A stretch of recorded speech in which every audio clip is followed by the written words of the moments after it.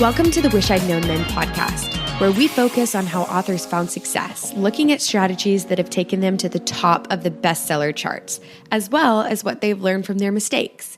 Because being an indie author is more than knowing the latest marketing trend. It's about being innovative and creative and learning from your mistakes. Welcome to the Wish I'd Known Then podcast. I'm Sara Rosette. And I'm Jami Albright.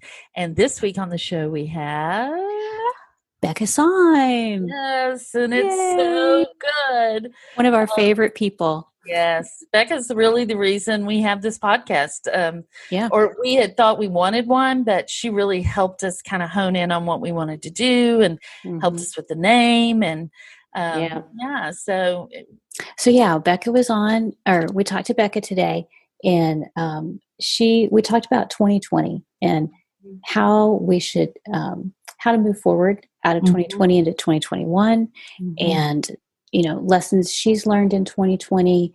So it's just a really good interview. We had a great time. Yeah, it's always fun talking to her. So what's been going on with you?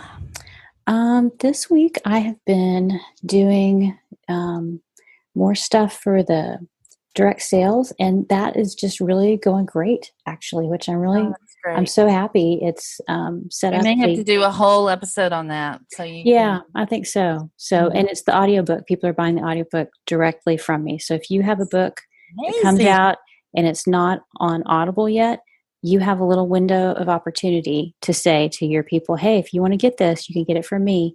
And, I would recommend letting them know how long it may be before it will show up. Because I think people think, it'll only be a couple of days. But if they realize it may be weeks, then that's more of an incentive to get it. And I've had people email me, Bookfunnel has done all the customer service. And this one lady, she's like, I tried it and I can't find it. And so I referred her to Bookfunnel, and she emailed me like a couple minutes later and said, I got it. This Bookfunnel gizmo is pretty cool. It is. You'll have to send that to Damon as a review. He can put on his website. This Bookfunnel gizmo. Yeah. And then the only other news I have is that I had a couple of books that have gone out of print. I had the Efficient Writer that I've taken off sale, and so it's no longer available. And then I have some paperbacks that I've changed out the covers, so the first covers are no longer available. And I've had 2 or 3 people email me and say, have you seen your books are going for $900? And I'm like, well, I don't think anybody's paying that for them. So that was pretty funny. So that's about all the news I've got. Yeah, well, I have just come off. We're recording on a Sunday, and I have just finished Romance Author Mastermind, the conference. They did it online, and my brain is fried for sure, but it was so good.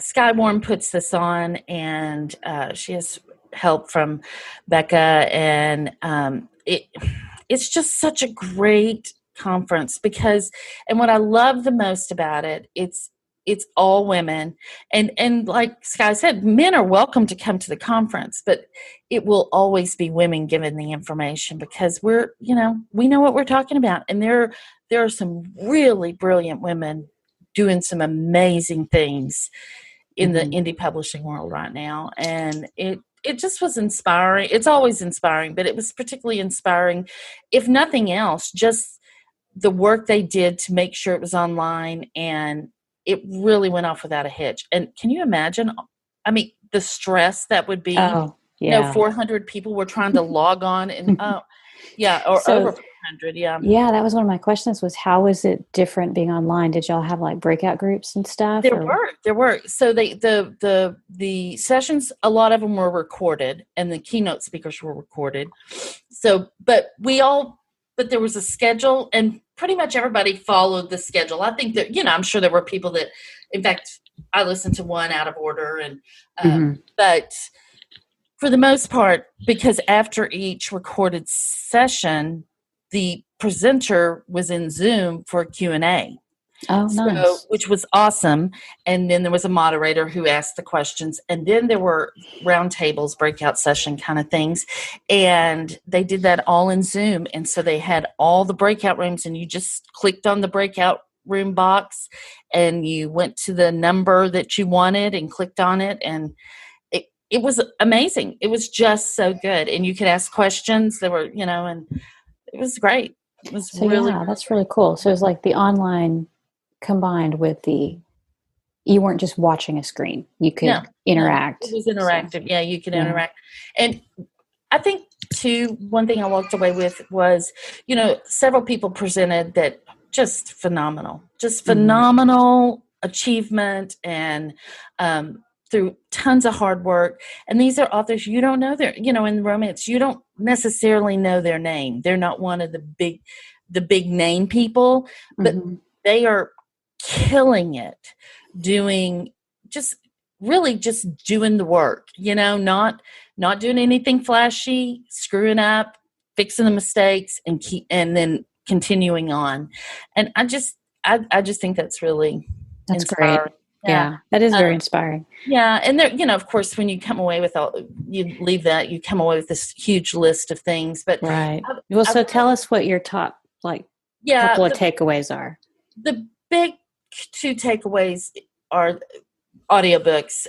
My Bride series is with a publisher, but the Homecoming King and this next book in the series, I want to do myself, and I've just sort of dragged my feet on it. I don't really know why, but I need to do that, and I'm going to get my daughter to help me, and then also translations. And I just feel like for where I'm at, I should at least be pursuing translations in one way or the other, whether it's with a publisher, which I would rather do it myself, but that, as you know, is a ton of work. And so, but I feel like having a presence in other countries. At first, like I've said before, I'm just not sure my comedy would translate to other countries very well. But I know there are other rom-com authors who are doing things in different languages. Yeah, that's a good sign. I mean, that's something that you definitely want to look at. But then if you think about movies, American movies, most of them are, I would think either thriller or comedy. And they do pretty well around the world. So, I think I think that's probably a good thing to check into. Right.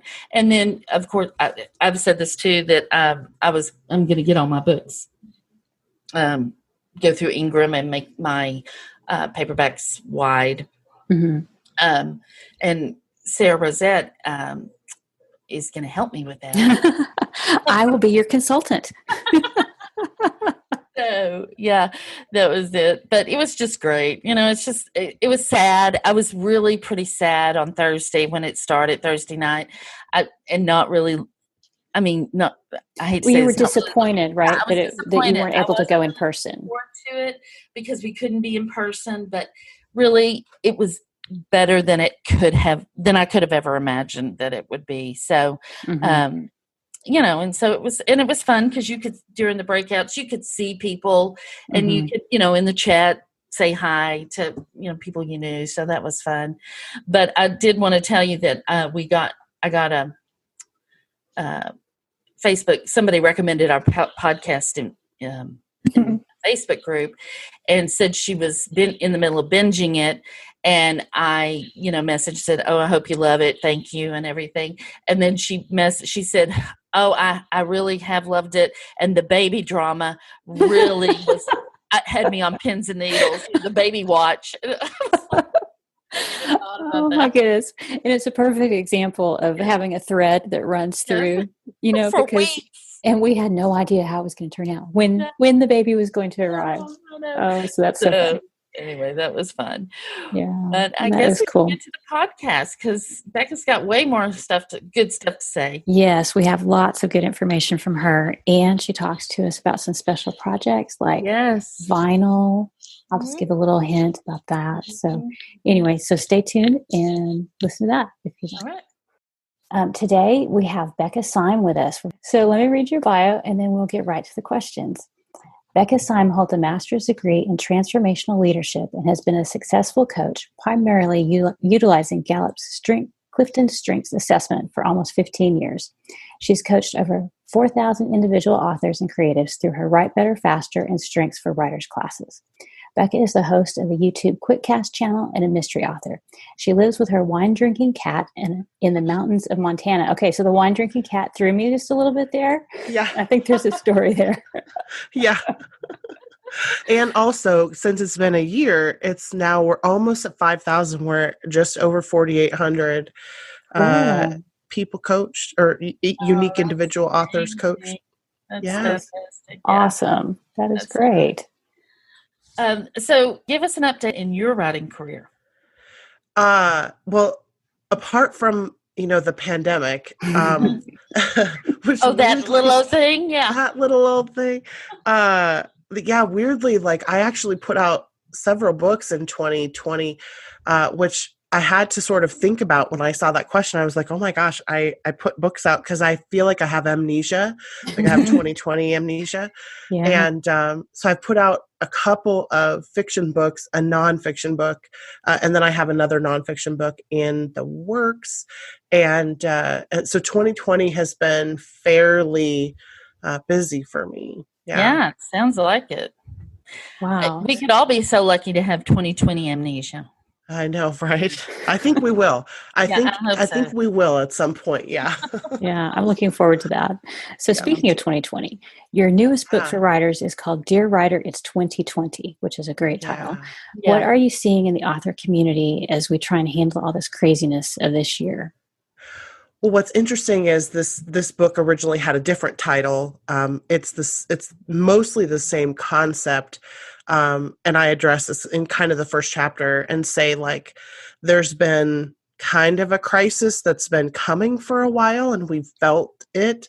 And it sort of ratchets up a little bit every year and every year and every year. And it feels like more people are starting to feel the panic in 2020 in the author community. And it's sort of the, why is this not working? Right? Like I'm doing all the things. Why am I not having the success that I want? Right. And so I decided to call the book, the tagline is about why am I not selling and why am I not happy? Right. And so that was sort of the concept already, or why am I not writing? Why am I not selling? And why am I not happy? But this is not a new, 2020 is not a new experience in terms of, I think it's something that we've been headed for, and the pandemic just kind of made it happen quicker because now we're all feeling all the things all the time. But it's kind of an answer to like, hey, I've been trying this for a while. Why is this not working? And I broke down all the different reasons why we see people not having success and try to answer those questions. Yeah, that's really cool because I do feel like there's been a mentality in the author community that like if you just write more books and do these 4 things, you'll be successful. And it's to the point where most people can't keep up. There are a few people who are able to really excel at that, but it's just really an unsustainable way to live for most of us. For those of us who can't crank out a book every couple of weeks, it's just very difficult to be on that treadmill for a long period of time. Yeah, and at some point, it was always going to reach a crisis point, right? Because enough people would start to ask, right? Yeah, it's like we've been hearing it. Everyone's been wondering it. And I feel like finally in 2020, it's hitting a point where people are just like, exhausted and they can't try anymore. So I'm trying to hopefully help some people over that hump of like, what's going on here? And answer some of those questions. That's so good. Well, what lessons have you learned personally during 2020, either in your fiction writing or in your coaching? I love this question so much because I definitely learned in my coaching that the pandemic doesn't stop anything from happening, right? Like it may have sort of bumped the economy. It may have changed everything, but it doesn't stop people from needing help. It doesn't stop people from writing. I mean, it does stop a lot of people from writing, but it doesn't stop people from trying to write. It doesn't stop people's writing careers. It doesn't stop our, need to make money or any of those things. And so, I think if you had told me, oh, there's going to be a pandemic and we're going to be on lockdown, and I kind of would have been like, well, there goes my business. Like I'm obviously not going to be needed anymore. And 2020 definitely taught me that, we're always going to need each other, I think. So, yeah. Yeah. And I would almost think that there'd be more demand to talk to get coaching and to figure out, because things have changed so much. A lot of people would be like, hey, I'm totally thrown out of my normal way of doing things. Help me, Yeah. Yeah. We've seen a lot more people that I don't think we would have seen if it hadn't have been the pandemic, just because, there are an awful lot of people who don't need regular coaching. And so our platform is kind of a mystery to them. And so it's been good to see, that we can help anyone regardless of where they are in their career, what their needs are. So that's been nice. Yeah, that is very cool. So I'd want to ask too about your fiction writing. So you said you got back to more fiction writing this year, or you're releasing more fiction books. So do you have any lessons learned about that as far as like balancing, because you're doing nonfiction and fiction? I did actually. I feel like I learned something important this year, and it kind of happened on accident. And I started meeting with a couple of friends of mine over Zoom to write, like to actually, all of us write at the same time. And I was like, oh, you guys won't need this. You're all introverts. It won't make a difference, right? And then all of us wrote like 50 or 60,000 words in 3 weeks just by writing together all the time. And so I was like, holy cow, like I had no idea. I know. So we actually started a level on our Patreon called the Office Level, and we have an open Zoom link that is moderated where we run sprints on our Zoom. And different writers are in there running sprints at different times, and we have the ability to write with other authors. And so you can turn your camera on and feel like you're in an office where people are like seeing you work. And there's that added social pressure of like, oh, we're all working together now. So almost all the writing, fiction and nonfiction, that I've done this in 2020 has been in that office. So it's been amazing. I have a question, and I know that this is something that the listeners have been wondering for a while. What happened to the Eunuch werewolves? They are still there. They're still there, right? They're still trying to find their way. They're still trying to find their way. What's so funny is that my co-writer and I, after that episode, I called her and I was like, oh, this really makes me want to start writing in that world again. And she was like, let's do it. So in 2021, we totally have plans to go back to that world again. I'm so excited. That is so funny. So if you're not familiar with that, we'll link to episode 1 or 2. I think it's episode 2. Episode 1, we talk about it. It's so great. So you're doing some, it's so funny. You're doing some innovative things around marketing. Can you tell us about those things for authors who'd like to do some out-of-the-box promotions? Yeah, we're doing an audio release of my book, and I think we're going to do the 2020 book, if I'm not mistaken, where we release onto vinyl. Which wow. I am so excited about this. I can't even... I have a friend who did a vinyl indie rock album release this year, and I just got obsessed with it. Like I bought a record player, and I have a whole bunch of records that I that I never had a player for, just because they're collector's items. And so like, I am now listening to vinyl all the time. And somebody in the Wide for the Wind group made a comment about that there used to be these old comedy albums on vinyl. And I was like, well, why couldn't I do an audiobook on vinyl? Because my books are only about 2.5 hours long. And so I was like, well, let's try to do a vinyl audio release. So it's probably not going to happen until the middle of the year, because we have to record all the audio files first and then send them to the vinyl producer, and then they do that work. So it takes a little bit of time, but we're going to run on the Patreon a level where you can get the vinyl audio release of Dear Writer. It's 2020. I'm so excited. That is so interesting. And it's such an unusual thing, you know? Yeah. I don't know of any other, although I do remember like my parents had comedy records that they would listen to. Yeah. So that is I'm excited. Cool. And of course the covers that I have, the guy who designs my covers does kind of a comic book feel. And so I'm really excited. I think that the vinyl covers are going to look super cool. So I'm really excited. Yeah. That is very cool. That's great. Yeah. Well, so you've created a really loyal community around Write Better Faster. So if an author wants to create a community, what things do you think are essential to develop that closeness? The first thing, and this is the primary reason that I think my community developed the way that it did, is that I meet everybody individually.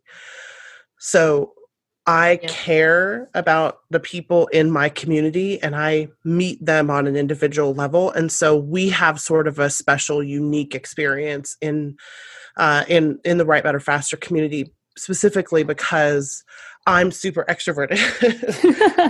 So, like, I want to be with every single person and talk to every single person. And so I think there's that. But if you can't do that, if you're introverted, I feel like it's important that you care about them, like that they aren't just like, to develop a close community, it has to actually feel like a community, right? It has to feel like you're welcome there and there's a place for you and somebody cares that you're there and someone cares about you. And so for me, I think that like the reason the community is the way that it is because I do genuinely care about every single person who takes the class. And I want them to feel like they have a place they can belong, where they can get their questions answered. And so I feel like that's why the community is the way that it is, because we all genuinely care about each other. Yeah. I think especially my observation is that, and experience is that, you know, a lot of people you connect, you see for the first time when they're maybe not in crisis, but they're in a, you know, they know something might not be exactly right. And you really give them really good insight. And so they feel seen, you know, they just feel seen in a time where some of them, like myself, when I did it, I was kind of in a crisis moment. And I just think that just makes such a difference for people, you know, especially during 2020, you know. Right. Yeah. Of all the times that we need to feel like somebody gets us, it's definitely right now. Yeah. Absolutely. Yeah. Absolutely. Yeah. So tell us about Patreon. Any tips for authors who want to use Patreon? So I use Patreon as a nonfiction author. I have some fiction author, both friends and clients who use Patreon. And they do sort of similar things. For me, I think the most important part is that they're there for you. Like when you have a Patreon, it's not the same as like you know, a Facebook page or something like that, where you're very disconnected, I guess is the word. Like on Patreon, they want to give you money so you can do the work that you need to do. And so I feel like a big part of what I do is I treat my Patreon channel like it's a community. And so I welcome every single person when they sign up. I send them an email. I ask them if they have any questions. I try to engage with them immediately when they sign up. And then the other piece is that I think about what they want from me on the Patreon.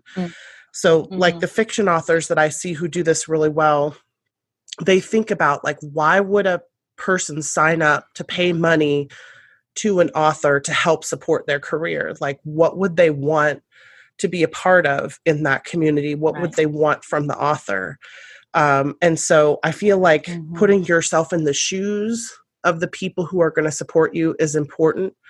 And the other piece, to just a tip, is I always think of my Patreon in terms of I want to provide quality content at every level.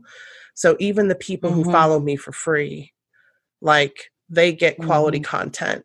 And then at every level, I want to provide some reason for them to continue to open my emails.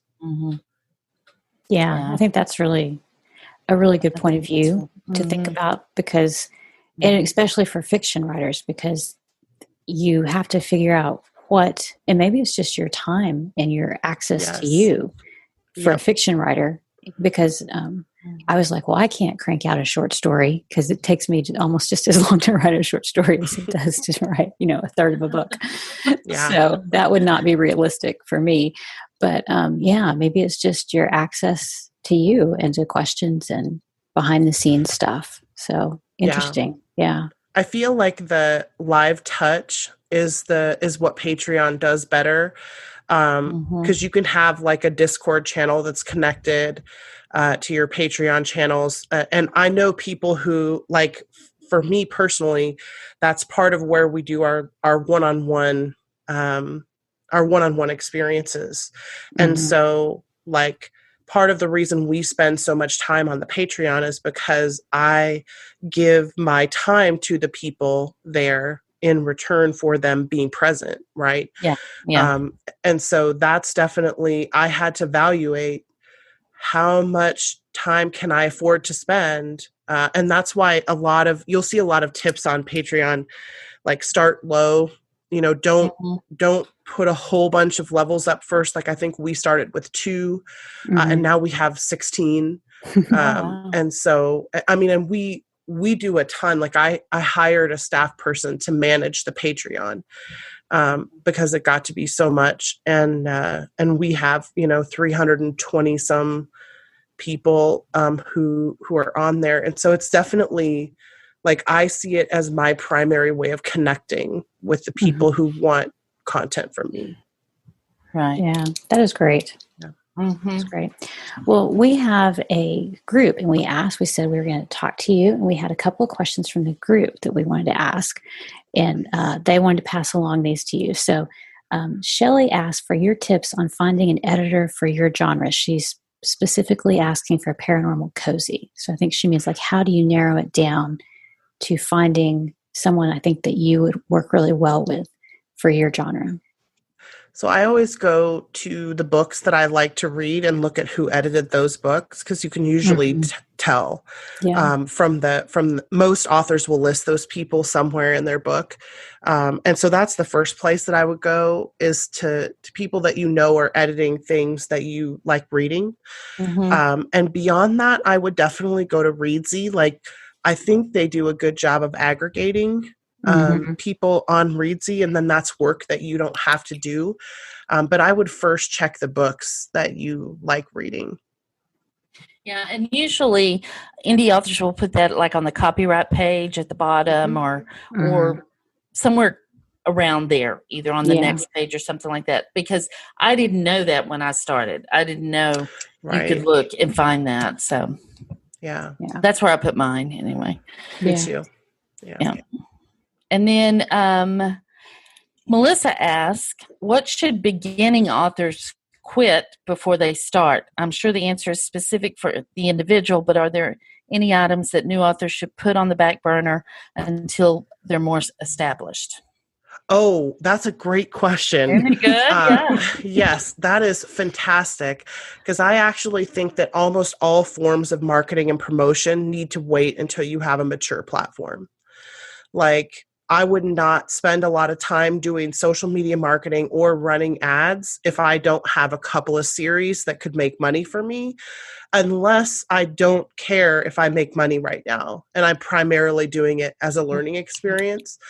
But if you're going to invest money in a career, I'm just not sure right now that it's wise to spend a lot of money when you don't have enough product out to really see a return.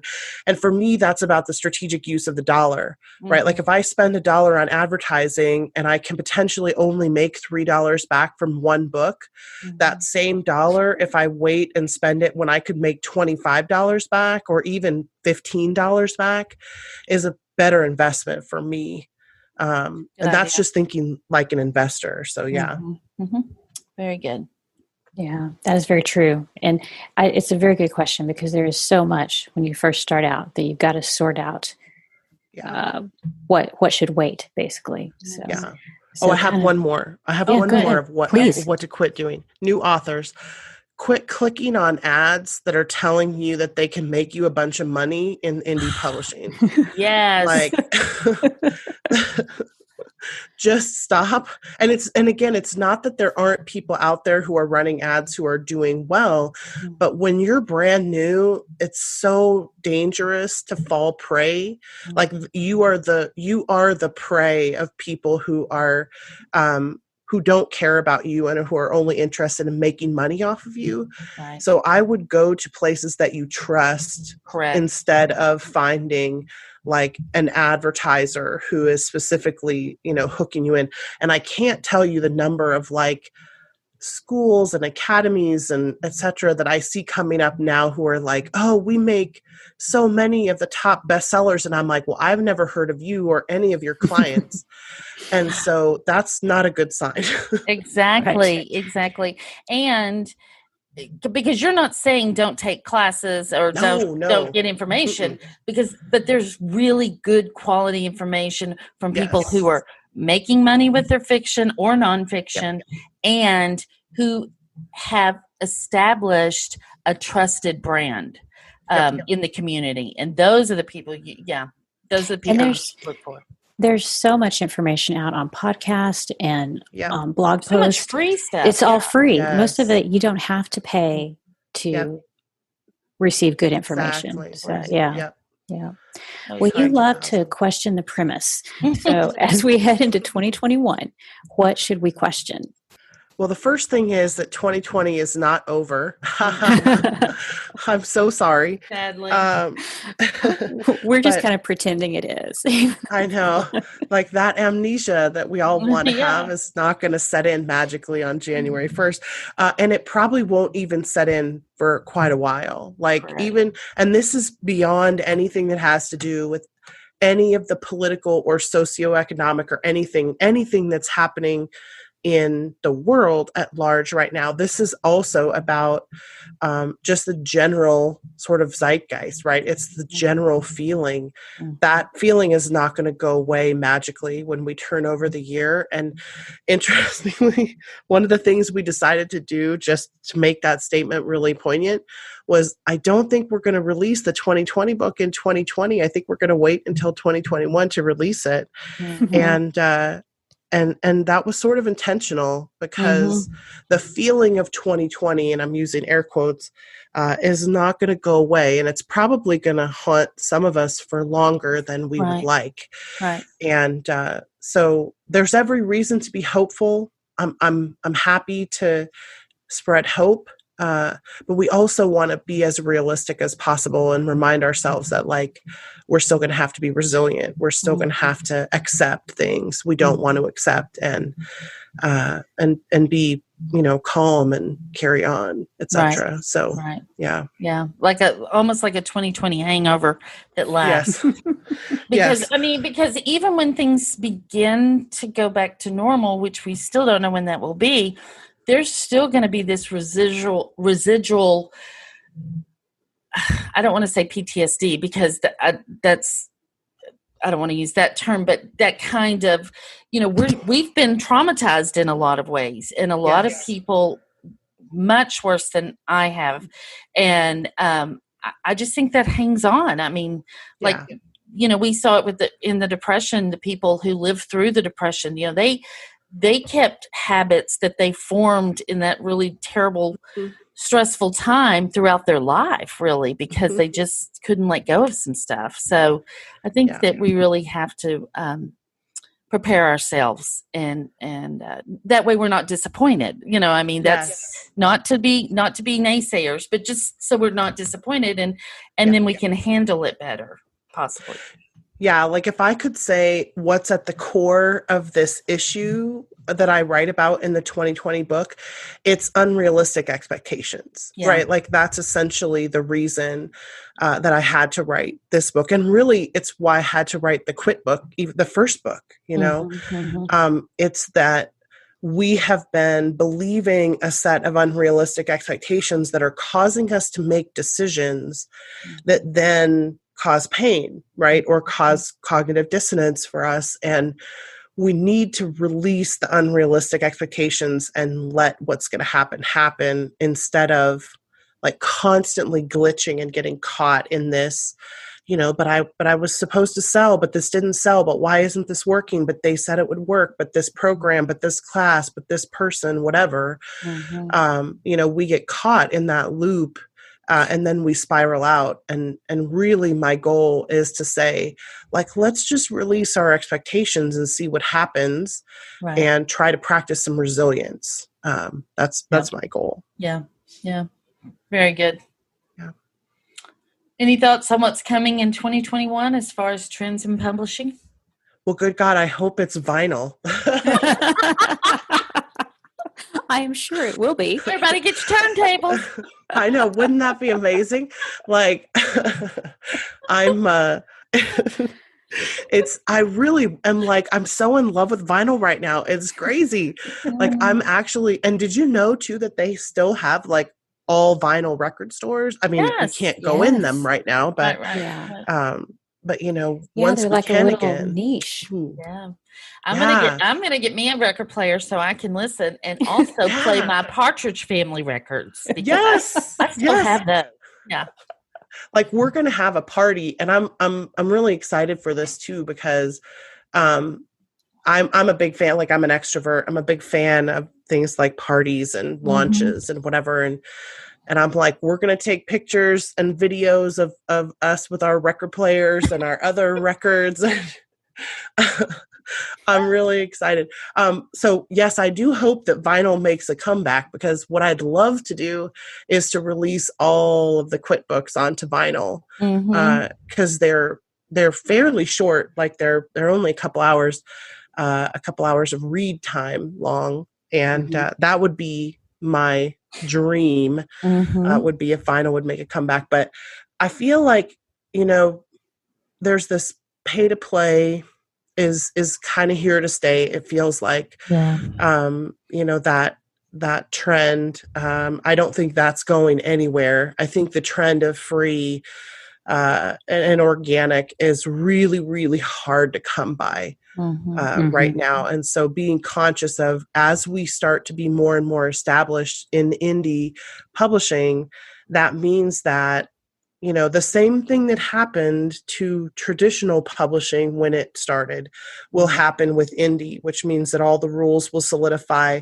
all the big players will start to make more and more money.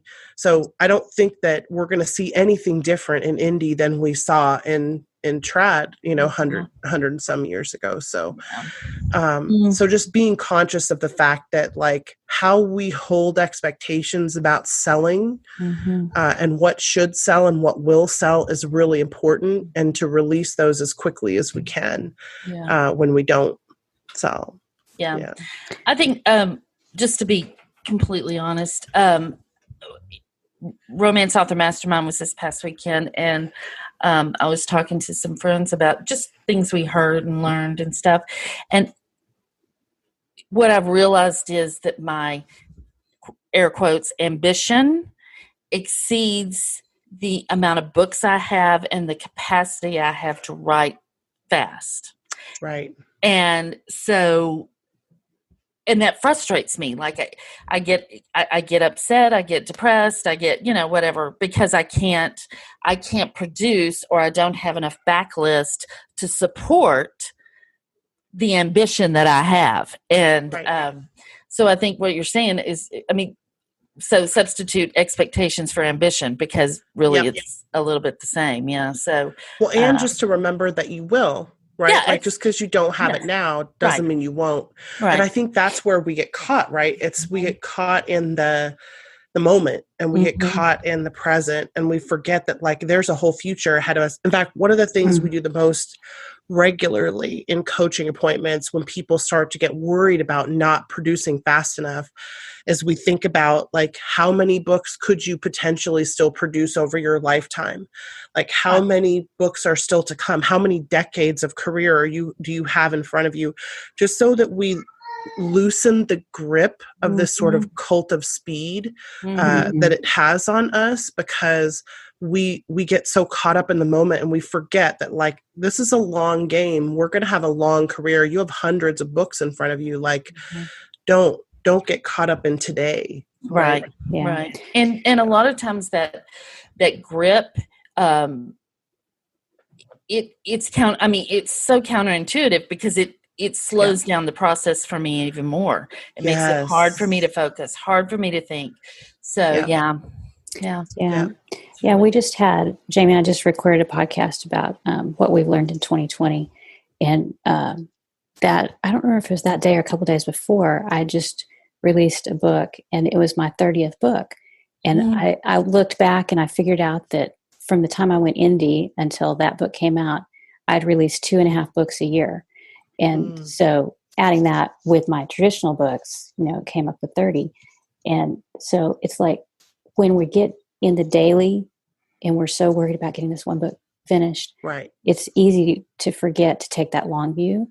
And so I think it's really important to remember. You've published more books than Jane Austen, which is crazy. Yeah, right? I know, nuts. So like that, to me, we can't lose sight of all of these things that we just get. Again, it's that we get the blinders on because we're so afraid of missing out on something. And I feel like we need to practice the joy of missing out a little more. Like we have a saying, that Ellie coined about JOMO, about the joy of missing out. And I feel like I am excited to miss out on stuff in 2021 because the experience of having COVID, it's sort of like it changes, like you cancel everything and, you move deadlines and it's like, well, my deadlines are movable. Like I've learned that like my appointments are reschedulable. Like everything is mobile and everything, like there's just so much potential for us to not have to be as caught up in the moment as we are. And so I feel like what I hope is coming in 2021, if I have anything to say about it, is a heck of a lot more JOMO and a lot less FOMO. I think that's great. I think that's great. So we will have to start using that hashtag JOMO. Yes, JOMO, joy of missing out. This has been great talking to you. It's been so much fun. Becca. Yeah, We're so happy you came back, and I just feel like you have such like good vision of like being able to see things that we're too close to see. So thank you for doing that for us. Yes. And tell everyone where they can find out more about you. So I always encourage people to go to YouTube and search for the Quitcast, Quitcast, and check out the videos. I think all three of us have said at some point, like, there's so much free information out there. Go find the free information. And, we talk about question the premise all the time. We question the premise of everything, like, with literally everything, which I even question the premise of myself sometimes, which I think is really wise. Right. And everyone should do that. Not just about me, but about themselves as well. But, but that's where I would go. Cause that's the best place, is to find more content. And then you'll get to see my face, which I also like about YouTube. I like being able to have, and this is exciting. And it actually was inspired by the two of you. So this is exciting to be able to talk about this. Really? We are going to have the Quitcast on audio only. We're going to go to iTunes, Stitcher, and I can't remember the third one. Because after I was on here, I got so many comments about how they loved being able to listen to it in the car. Yeah. And so I was like, so we've been working on that for a few months, trying to get the audio ready to do the third season release in February. Well, that is exciting. Yeah, that is exciting. Yeah. Yay. Yeah. Well, what's funny is Thank we you, just Jami put, and Sara. I was just going to say real quick, we just put our podcast on YouTube. Oh, just the audio. Oh, I'm still not willing to get up and put my clothes on and yeah. I was like, not today, Satan, because I'm definitely looking like I've got the Rona. So yeah. Did y'all? I hope you feel better. I feel so much better than I did. And so I'm looking forward to getting back. Yeah. Well, thanks for listening to the Wish I'd Known Them podcast today, you guys. And I just want to, we don't do this very often, but if you like the podcast, if you rate it and review it on iTunes or anywhere, we'd appreciate it. And you can find all the links at wishidknownforwriters.com. So we'll see you next week. Thank you, Becca. Thank you. Bye, everybody. Thanks for listening to the Wish I'd Known Then podcast. We hope this episode inspired you, empowered you, and made you laugh a little bit too. If you loved it, tell your friends about it. And if you feel so inclined, leave us a review. We look forward to being with you again next week.